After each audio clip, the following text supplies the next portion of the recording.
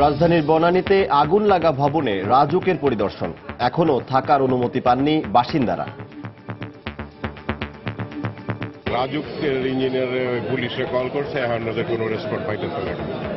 Safety না হলে police কাউকে ঢুকতে দিতে পারতেছে না। আমরা বলছি যে হ্যাঁ ঠিক আছে, আপনাদের লোক থাকুক, কিন্তু বাড়ির লোক কেউ না ঢুকে, এটা আমাদের আছে।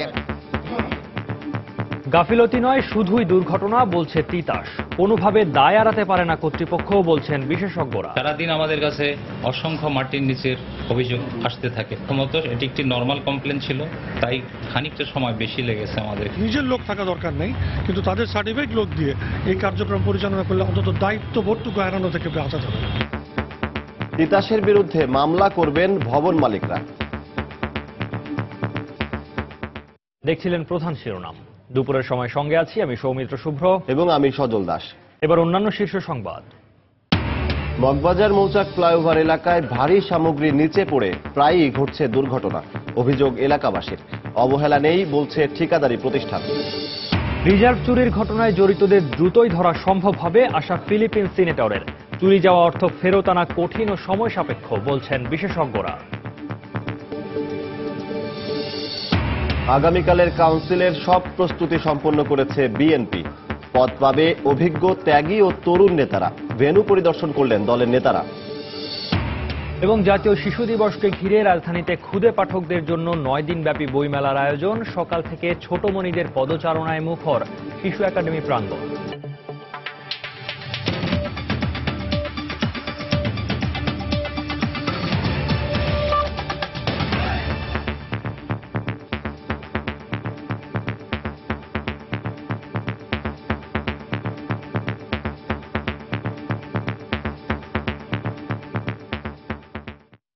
রাজধানীর বনানীতে আগুন লাগা ভবনে এখনো থাকার অনুমতি পাননি বাসিন্দারা। সকালে রাজুকের একটি প্রতিনিধি দল দুর্ঘটনাস্থল পরিদর্শন করেন। এই মুহূর্তে বনানী এলাকায় ঘটনাস্থলে আছেন সহকর্মী মিজানুর রহমান খবির। সেখানকার সবশেষ খবর জানতে আমরা সরাসরি যাচ্ছি তার কাছে। খবির, বনানী 23 নম্বর সড়কের যে 9 নম্বর বাড়িটি গতকাল রাতে যেখানে অগ্নিকাণ্ড এবং বিস্ফোরণের ঘটনা ঘটে সেখানে দাঁড়িয়ে আছি। তো এখানে সকাল থেকেই রাজুকের একটি পরিদর্শন দল আমরা দেখেছি, তারা পরিদর্শন করেছেন। তার সাথে ফায়ার সার্ভিস এবং আইন শৃঙ্খলা রক্ষাকারী বাহিনীর সদস্যরা ছিলেন। আর তারা যে বিষয়টি বলেছেন যে এখানে বুয়েটের এক্সপার্ট যারা আছেন তাদের মতামত পাওয়ার পরেই মূলত তারা জানাতে পারবেন যে আসলে এখানে বাসিন্দারা যারা আছেন তারা কখন ঢুকবেন বা এই বাড়িটির আসলে কি অবস্থা আছে। তো এখন আপনারা দেখতে পাচ্ছেন হয়তো যে ঢাকা উত্তর সিটি কর্পোরেশনের মেয়র আনিসুল হক তিনি একটু আগে এখানে এসেছেন এবং জোয়ার নামাজের পরপরই তিনি এখানে এসে ঘটনাস্থল পরিদর্শন করেছেন।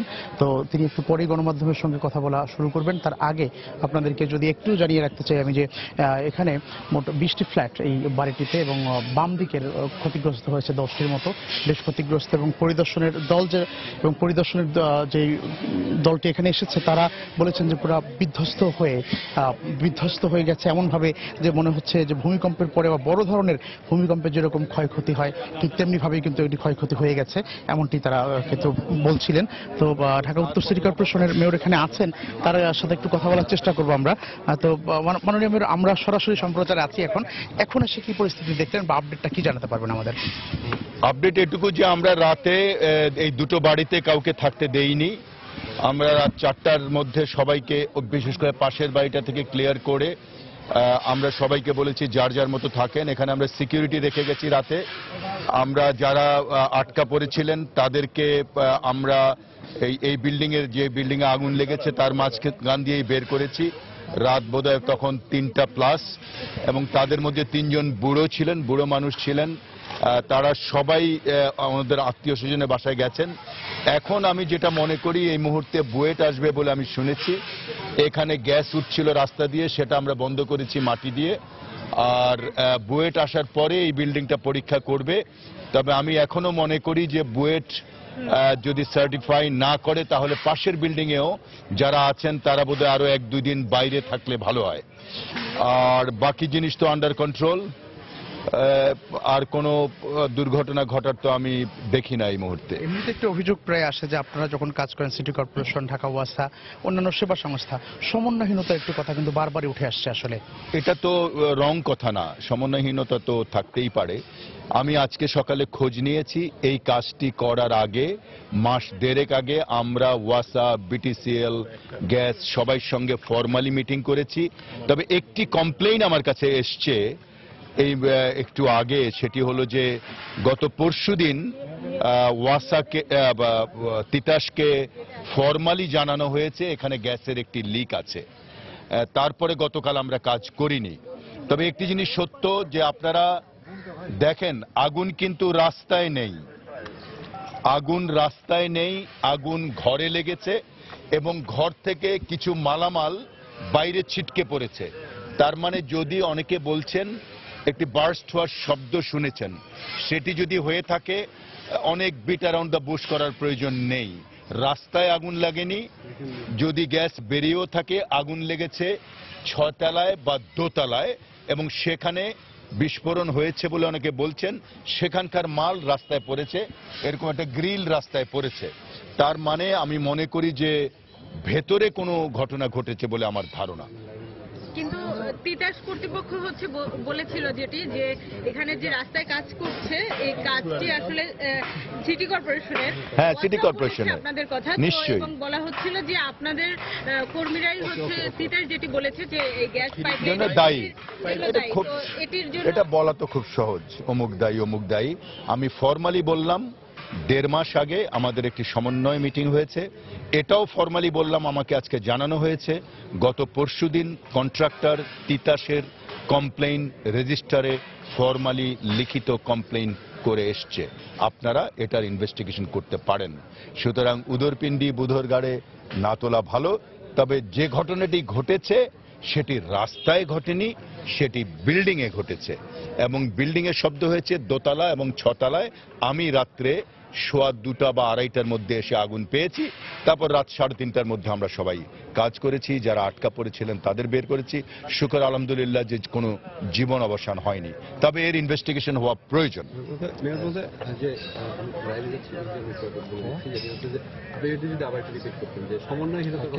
সমন্বয়হীনতা তো আমাদের মাঝখানে এক ধরনের আছে।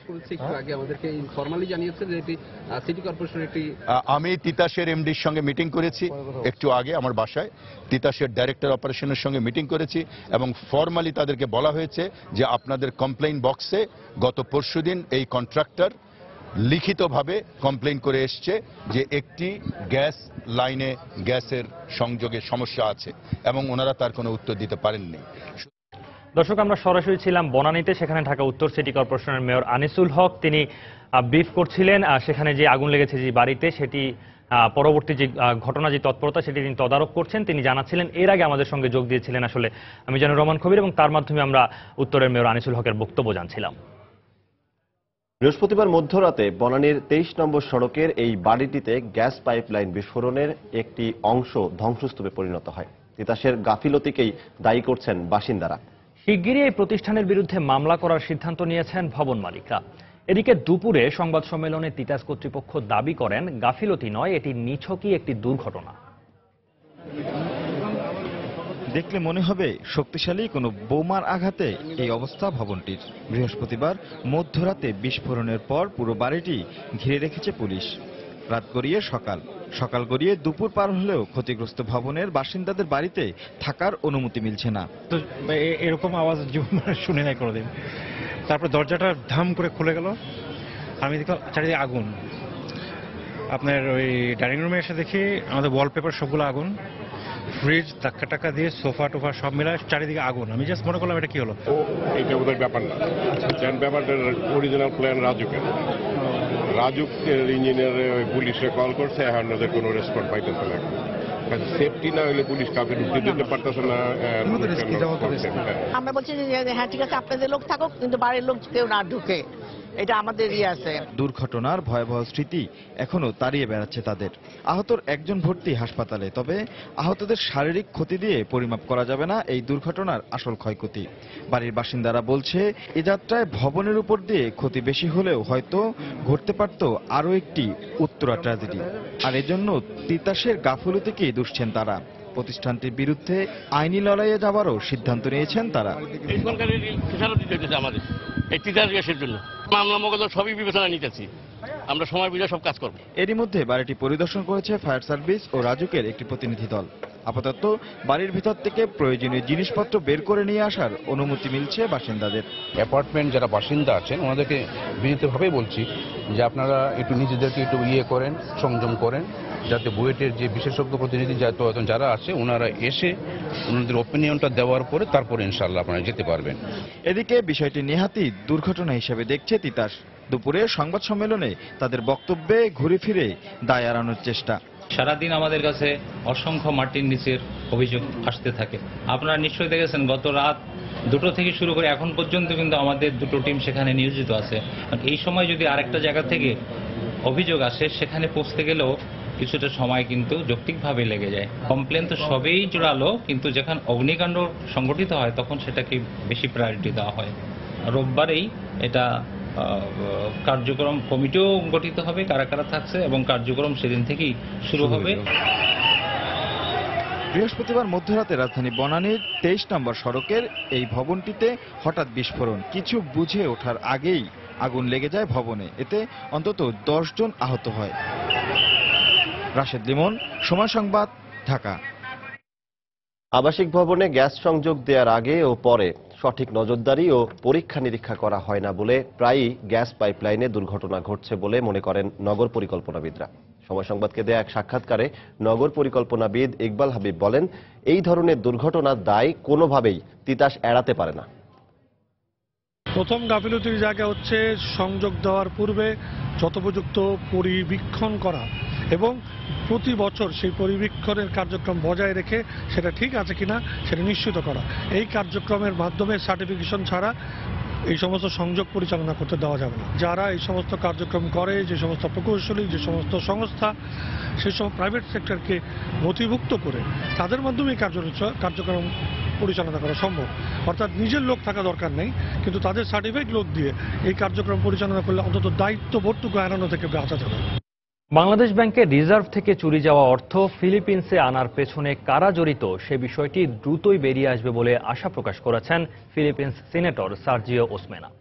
ফিলিপিন্সের রেডিওতে দেয়া এক সাক্ষাৎকারে তিনি আরও বলেন, বৃহস্পতিবারের রুদ্ধদ্বার বৈঠকে মায়া সান্তোস দেগুইতোর কাছ থেকে পাওয়া তথ্যগুলো যথাসময়ে প্রকাশ করা হবে।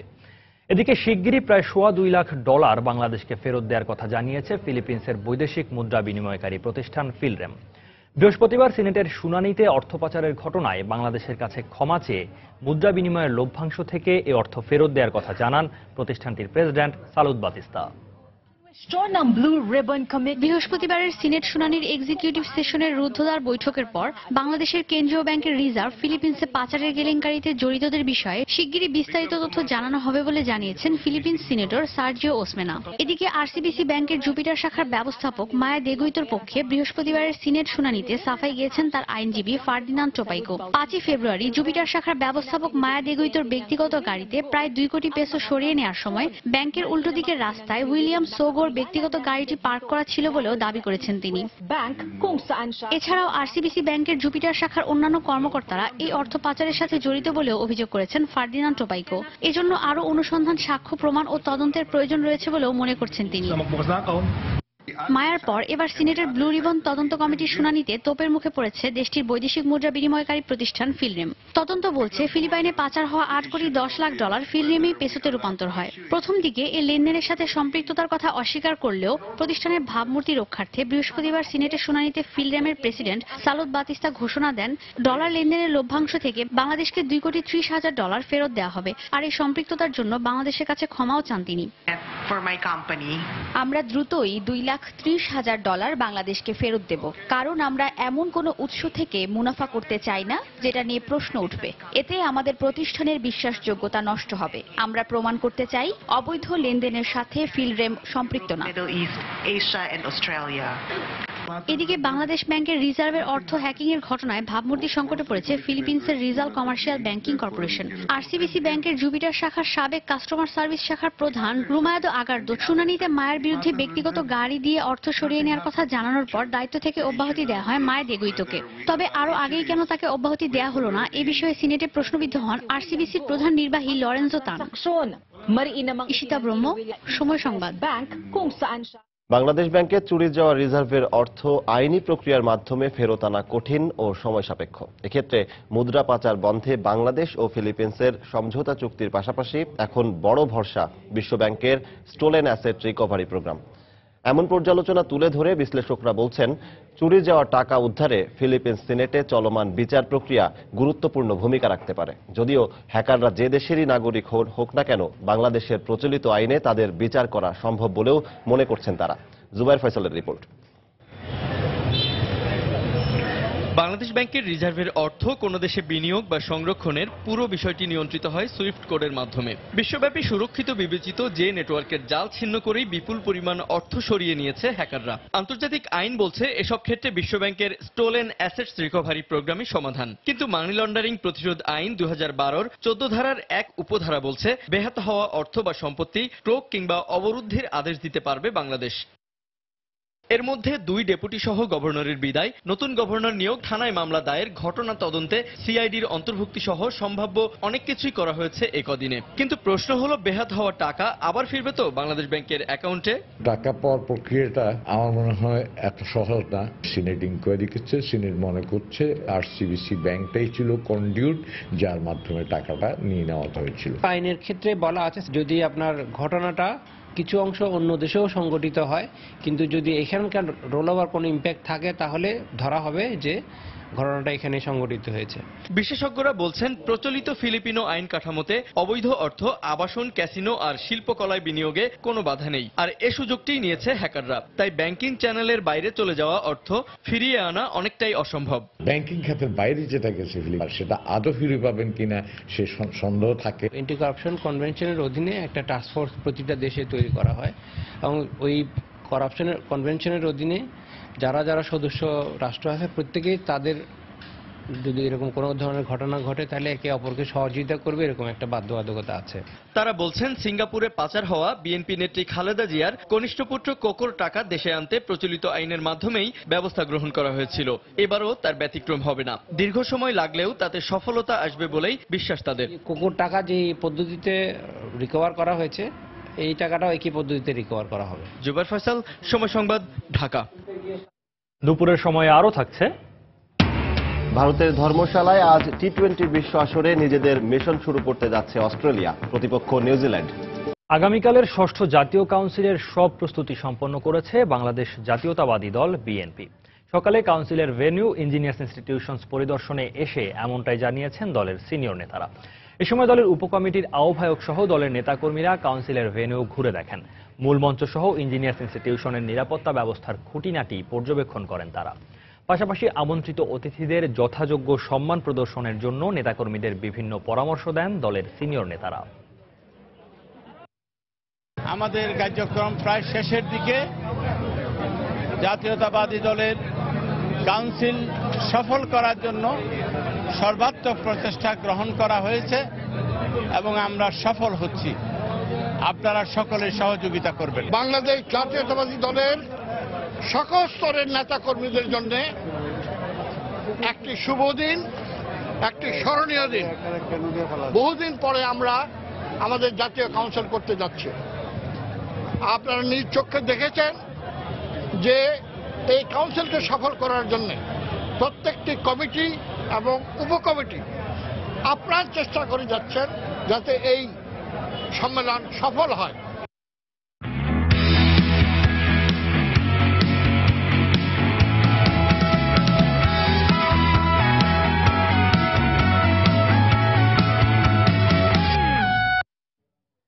টি-20 বিশ্ব আসরের খবর। ভারতের ধর্মশালায় নিউজিল্যান্ডের বিপক্ষে ম্যাচ দিয়ে টি-20 বিশ্ব আসরে নিজেদের মিশন শুরু করতে যাচ্ছে অস্ট্রেলিয়া। সুপার 10-এর গ্রুপ 2-তে নিজেদের প্রথম ম্যাচে শক্তিশালী স্বাগতিক ভারতকে হারিয়ে আত্মবিশ্বাসের তুঙ্গে আছে কিউইরা। অন্যদিকে প্রতিবেশী নিউজিল্যান্ডকে হারিয়েই আসরে শুভ সূচনা করতে প্রস্তুত টিম অস্ট্রেলিয়া। আজ ধর্মশালায় ম্যাচটি শুরু হবে বাংলাদেশ সময় বিকেল 3:30টায়। অস্ট্রেলিয়া নিউজিল্যান্ডের ম্যাচের মধ্য দিয়ে 2005 সালের 17 ফেব্রুয়ারি বিশ্ব ক্রিকেটের সবচেয়ে সংক্ষিপ্ত ফরম্যাট টি-20 ক্রিকেটের যাত্রা শুরু। তাই টি-20 ক্রিকেটে এই দুদলকে পথদ্রষ্টা বললে খুব একটা বেশি বলা হবে না। বিশ্ব ক্রিকেটে চিরচেনা দ্বৈরথের কথা বিবেচনা করলে ভারত পাকিস্তানের প্রতিদ্বন্দ্বিতা যেরকম বারুদ পোড়া স্ফুলিঙ্গ ছড়ায়, তেমনি তাসমান সাগরের দুই প্রান্তের দুই দেশ অস্ট্রেলিয়া নিউজিল্যান্ডের লড়াইয়ের মাঝেও পাওয়া যায় ক্রিকেটীয় যুদ্ধের গন্ধ। সবশেষ ওয়ানডে বিশ্বকাপের ফাইনালের এই দুই প্রতিদ্বন্দ্বী বিশ্ব ক্রিকেটে আবারও যেন ফিরিয়ে আনলো ট্রান্স তাসমান দ্বৈরথের আবহ।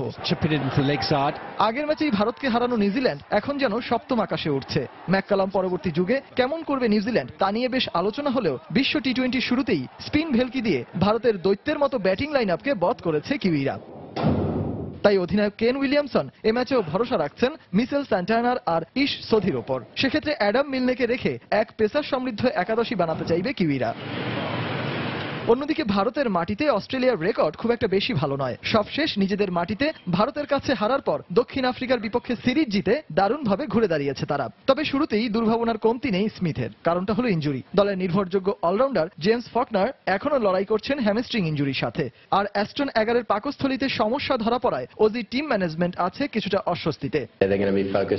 ধর্মশালার উইকেট বিভিন্ন সময়ে বিভিন্ন আচরণ করে, আমরা সেই বিষয়টি মাথায় রেখেছি।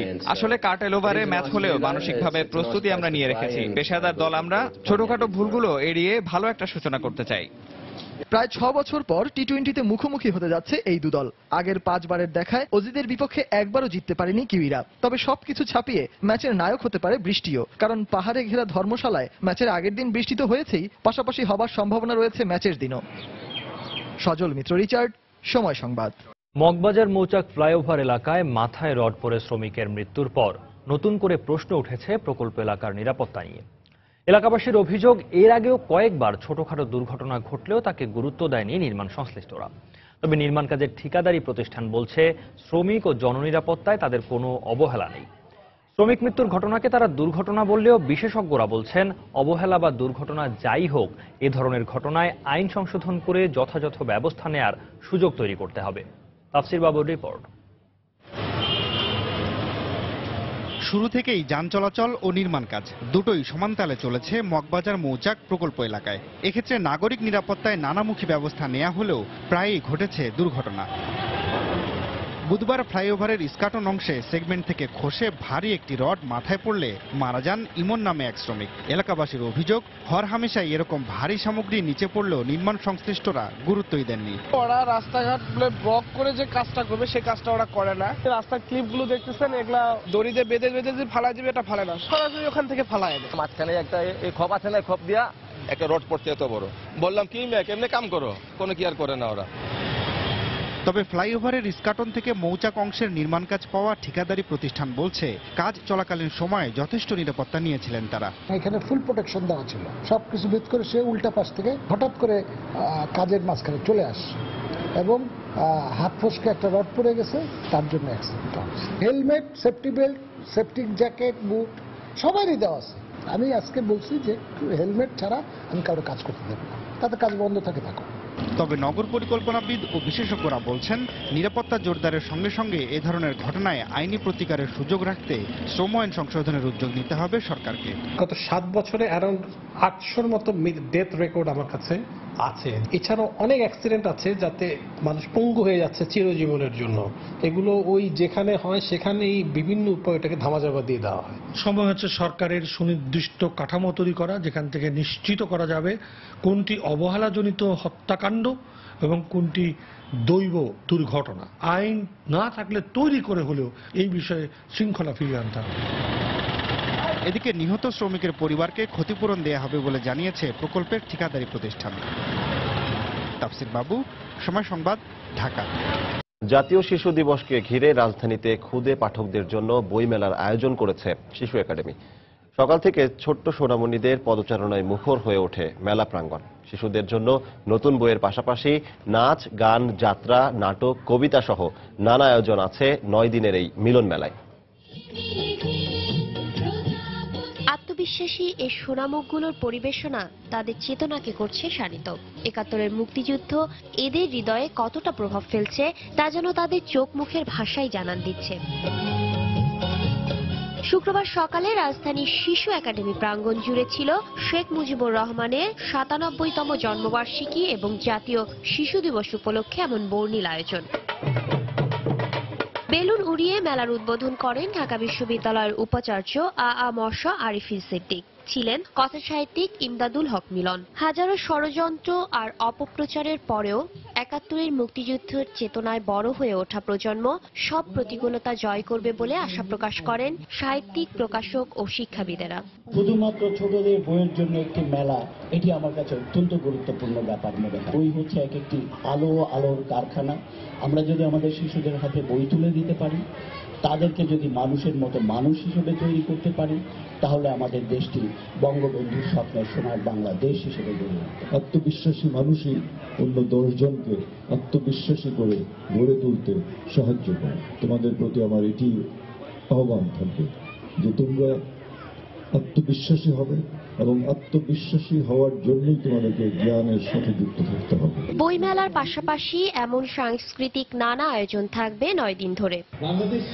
শাতিলা শারমিন, সময় সংবাদ, ঢাকা। দুপুরের সময় আরও থাকছে। রাজশাহীতে মানসিক প্রতিবন্ধী কিশোরী ধর্ষণ মামলায় 10 দিনেও কাউকে গ্রেফতার করতে পারেনি পুলিশ। সুষ্ঠু বিচার নিয়ে শঙ্কা, গ্রেফতারের চেষ্টায় পুলিশ। এবার ইউনিয়ন পরিষদ নির্বাচনের খবর।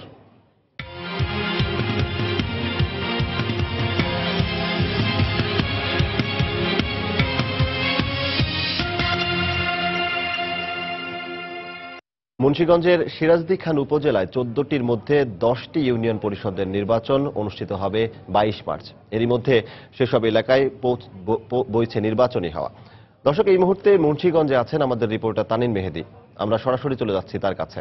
তানিন, সিরাজদি খান উপজেলার যে ইউনিয়ন পরিষদগুলো রয়েছে সেই ইউনিয়ন পরিষদগুলোতে আমি ঘুরে খবর নেওয়ার চেষ্টা করেছি, নির্বাচনের খবরাখবর, এবং যেই 10টি ইউনিয়ন পরিষদের নির্বাচন অনুষ্ঠিত হবে 22 মার্চ, 10টি ইউনিয়ন পরিষদের মধ্যে প্রায় অর্ধেকেরও বেশি, অর্থাৎ প্রায় 6-7টি ইউনিয়ন পরিষদ এবং ইউনিয়নের অঞ্চলগুলো যেখানে ভোটাররা রয়েছেন এবং প্রার্থীরা তাদের গণসংযোগ, যদিও আমরা সকালে দেখেছি গণসংযোগ কিন্তু আজকে শুক্রবার বিধায় সকালে শুরু করেনি, কিন্তু তাদের যে নির্বাচনী প্রচারণা কেন্দ্রগুলো রয়েছে উপজেলা পরিষদ এবং বিভিন্ন জায়গাগুলোতে, সেই নির্বাচনী প্রচারণা কেন্দ্রে কিন্তু তাদের কর্মী এবং সমর্থকরা বিভিন্ন আলাপ আলোচনা করছে, নির্বাচন নিয়ে বিভিন্ন কর্মকৌশল তারা প্রণয়ন করছেন আমরা দেখেছি। এবং প্রার্থীদের পাশাপাশি আমরা দেখেছি যে ভোটারদের মধ্যে ব্যাপক উৎসাহ উদ্দীপনা নির্বাচনকে কেন্দ্র করে, এবং বিশেষ করে আমরা দেখেছি তরুণ যারা ভোটার রয়েছেন এই 10টি ইউনিয়ন পরিষদে, সেই তরুণ ভোটারদের মধ্যে আগ্রহটা একটু বেশি রয়েছে। আমরা যেমনটি আমরা কথা বলেছিলাম তাদের সঙ্গে, প্রথমবারের মতো অনেকেই ভোটার হয়েছেন। তাদের প্রত্যাশা সৎ এবং যোগ্য প্রার্থী যারা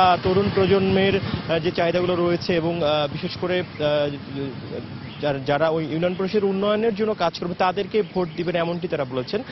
এর বাইরে আমরা অন্যান্য যে ভোটার যারা রয়েছেন ইউনিয়ন পরিষদের যে অঞ্চলগুলো রয়েছে 10টি ইউনিয়নের, তাদের সঙ্গে আমরা কথা বলেছিলাম।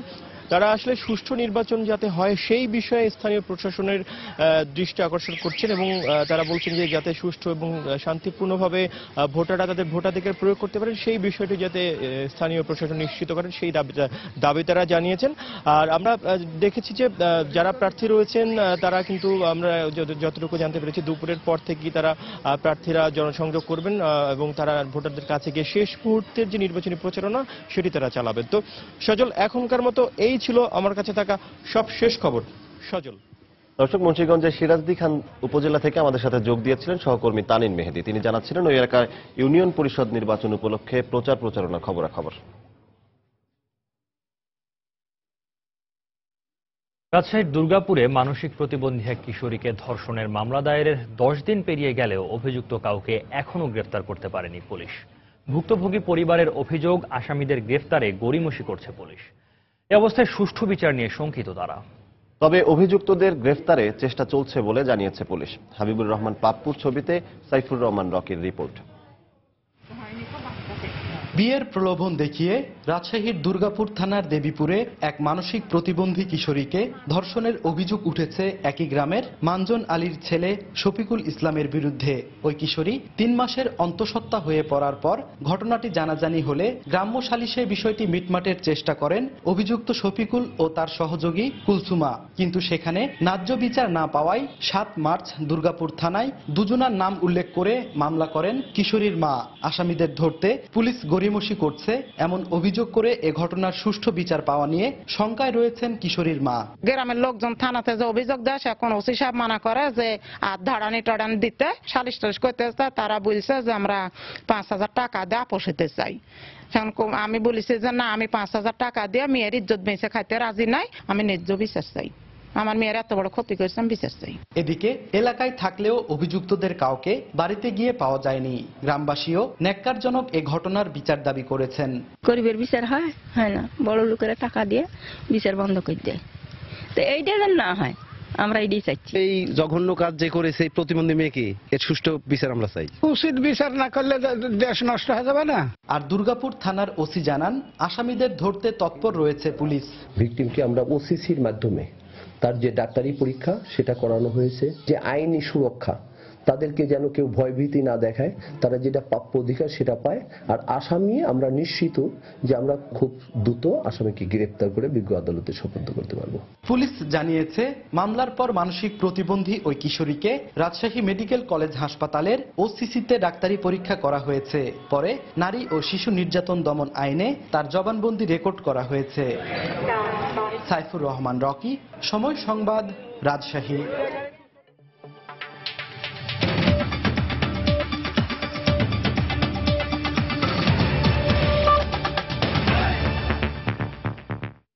পাঠানকোটে জঙ্গি হামলার ঘটনা খতিয়ে দেখতে আগামী 27 মার্চ ভারত সফর করবে পাকিস্তানের যৌথ তদন্ত দল জেআইটি। নেপালের পোখরায় সার্ক কাউন্সিল অব মিনিস্টার্স সম্মেলনের পার্শ্ব বৈঠকে পাক পররাষ্ট্র উপদেষ্টা সারতাজ আজিজের সঙ্গে আলোচনা শেষে একথা জানান ভারতীয় পররাষ্ট্রমন্ত্রী সুষমা স্বরাজ। আগামী নভেম্বরে পাকিস্তানে অনুষ্ঠেয় 19তম সার্ক সম্মেলনে ভারতীয় প্রধানমন্ত্রীকে যোগ দিতে সুষমা স্বরাজের হাতে আমন্ত্রণপত্র তুলে দেন সারতাজ আজিজ। বৃহস্পতিবার এ বৈঠকে পাঠানকোট হামলায় অভিযুক্ত পাকিস্তানি জঙ্গি গোষ্ঠী জৈশ-ই মোহাম্মদ প্রধান মাসুদ আজহারের বিষয়ে বিস্তারিত তথ্য চায় ভারত। এদিকে চলতি মাসের শেষে নিউ ইয়র্কে অনুষ্ঠেয় পরমাণু নিরাপত্তা সম্মেলনে দুদেশের প্রধানমন্ত্রী মোদি ও নওয়াজ এক পার্শ্ব বৈঠকে মিলিত হতে পারেন বলে জানায় পাক পররাষ্ট্র দপ্তর।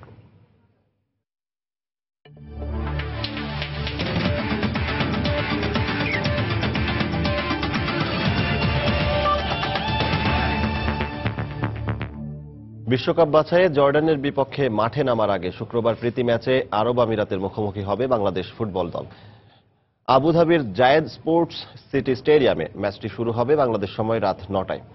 গেল জানুয়ারিতে বঙ্গবন্ধু গোল্ড কাপের সেমিফাইনালে হারের পর আর মাঠে নামা হয়নি বাংলাদেশ ফুটবল দলের। তবে ফেব্রুয়ারিতে এসএ গেমসে তৃতীয় স্থান অর্জন করে বাংলাদেশ অলিম্পিক দল।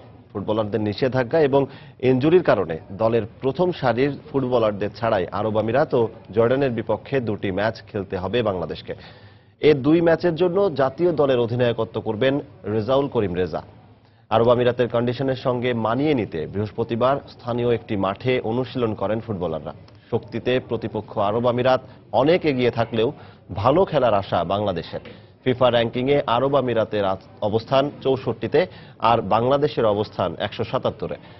দু দলের 4 বারের দেখায় কখনো জয় পায়নি বাংলাদেশ।